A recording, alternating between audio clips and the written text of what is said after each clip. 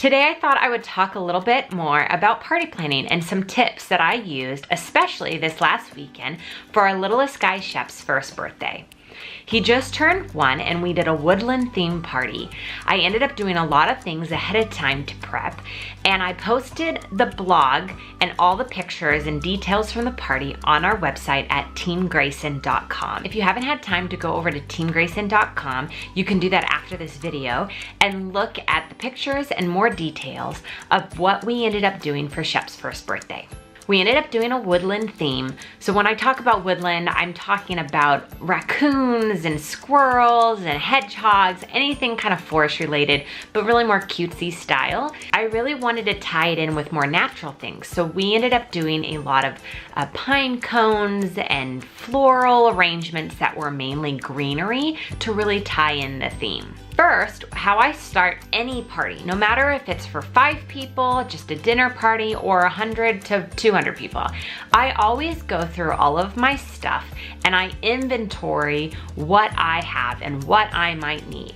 So with the woodland theme party for Shep's, I really wanted to use the same natural plates and forks, knives, and spoons that I used for Luke's lumberjack party. So I went through all of my paper plates and plastic cups, all of that, and inventoried what I had, what I might want to use for appetizers or different food accessories, skewers, everything. Anything that I might need for food related, I inventoried everything.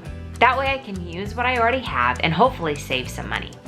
I already had some birch paper straws that I used also for Luke's party, so I put those aside knowing they tied in with my theme.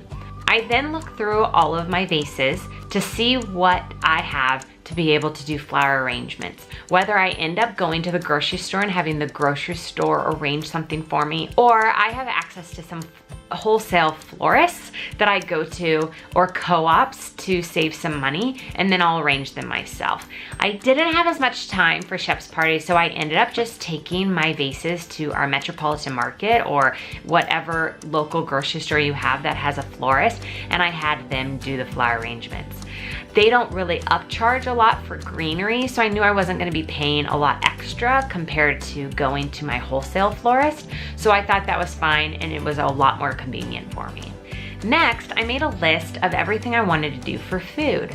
We decided to do a brunch for Shep's party. So I went through and picked all of our favorite brunch things that we've done in the past, things that are easy, and I really wanted to have things that would be delightful to eat, but also looked good to the eye. Utilize resources that you have access to. Pinterest is an amazing resource, and I use it a lot. What I end up doing is I go onto Pinterest right when I start with a theme and I start searching. So I started searching woodland themes for kids' birthday parties. I found a lot of woodland baby showers, not as many woodland birthday parties, but you can steal from baby showers and birthday parties. It doesn't have to be exactly what you pick. You end up picking ideas from a lot of different people and then making your own. One idea that I absolutely loved on Pinterest that I saw were mini waffles that Eggo makes, and I got Chick-fil-a nuggets to put on top. I think on the Pinterest site that I saw, they just used normal nuggets that they maybe got at a grocery store, but we have a Chick-fil-A that's right next to my son's school, so I had my husband just pick those up. That way I didn't have to make them myself. The already made chicken nuggets were great, and then I actually ordered them to be cooked afterwards. You can order Chick-fil-A nuggets 2 ways when catering. You can order them fresh and ready to eat instantly, or you can order them partially cooked. So then you cook them the rest of the way, and then they're fresh and hot, and they taste just like you would if you went through the drive-thru or went into a Chick-fil-A the day of. And I prefer that way. That way I can make them when it's time for the party and they're hot and ready to go. So we ended up picking up the half-cooked Chick-fil-A nuggets, and I put them in the oven, cooked those ready to go, and then I ended up toasting the Eggo mini waffles. They came in a slice with 4 little minis that then I just cut. So we toasted them in the toaster, cut them in the 4, and then put a little nugget on top with a skewer, and it was super cute. So please feel free to take that idea. It definitely wasn't mine. I got it from Pinterest. Take that idea and use it for your next brunch party. At Chef's birthday party, we had a ton of other things. So I got my list of food prepped and ready. So I knew exactly what I needed to get at Costco or at the grocery store. And I had kind of an idea in my head of what platter I wanted to use. I actually, weeks ahead of time, started putting the platters I knew I wanted to use aside. I have a friend of mine that is a graphic designer, and she ends up doing all of our party decor printables for me. I've used her for majority of the parties actually ever since I've met her, and she's super talented. You can also find people though on Etsy and online that you can just buy a PDF and print it at home or print it at a copy center. That's what I end up doing. So I reached out to her about a month before Chef's party and said, I want to do a woodland theme. This is what I'm thinking. I give her some ideas, but then I really let her be creative, and then she always comes up with something that's remarkable and kind of genius and something unique that makes my party look a little different than everyone else that might be doing a woodland theme. So I got the designs back from Kate, and I ended up just printing them off at home, cutting them with my scissors and getting everything prepped and ready ahead of time, figuring out what kind of ribbon or string I might need for different garlands and the banners. And then I also cut and prepped a lot of the party favors. So for the party favors, I ended up doing little thank you tags that my friend Kate ended up making for us. And then I made a s'more kit that I put Theo chocolate, which my husband works for, in the bag with marshmallows and graham crackers that I just got from Costco. It was super cute. I used cellophane bags to wrap it all up with cute ribbon, and I was able to make those favors a week before the party, and then I had them all ready to go. The s'more kits ended up being a great hit, and it is a great favor idea for any kid's party that might be outdoorsy, camping, or woodland theme.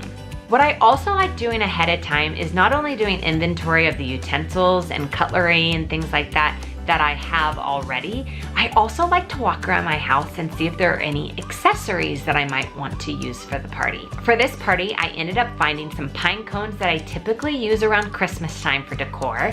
I also found a little fake pine tree that I ended up setting on our kitchen counter to put around our charcuterie board.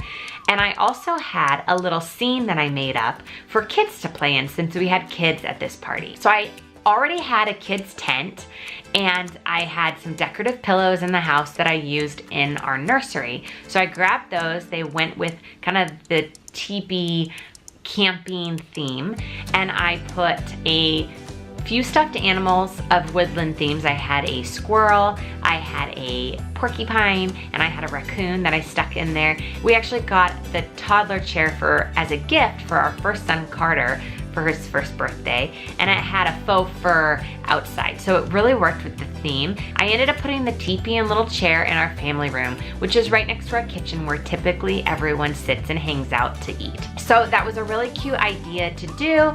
If you have an area that you want to designate for kids, we ended up having some things outside that the kids were able to do, but then if the kids ended up getting cold, they had a little area to play in, and the parents also were comfortable sitting on the couch while watching their kids play in the designated area. About a week before the party, we ended up moving the dining room table against the wall so I could hang my banners and have kind of a backdrop. One banner we had as a backdrop were just frames framing each month that I took at the month birthday of our son from 1 to 12. And then above that, I had a happy birthday chef banner that we put, and it was a perfect backdrop, a lot of fun colors that also our friend Kate did with the printables, and I was able to just print it off at home and cut them.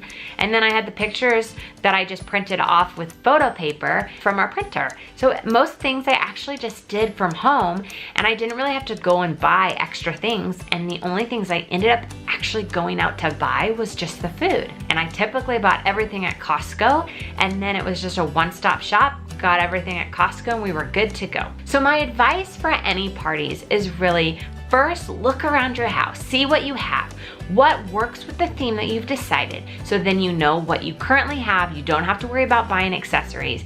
Or if you're running a little low, look online to figure out what accessories are you looking for and kind of price check to see where you can get the best price. And then look on Pinterest and figure out if you want to buy it. Look on Etsy if you want to have someone make something, or ask around and ask your friends to see if there's a community or someone in your world and in your community that can help you out and that can help you throw an amazing birthday party. So those are just tips that I end up using when doing a party. Not only do I inventory what I have, I look around for decor, and then I try to just buy food.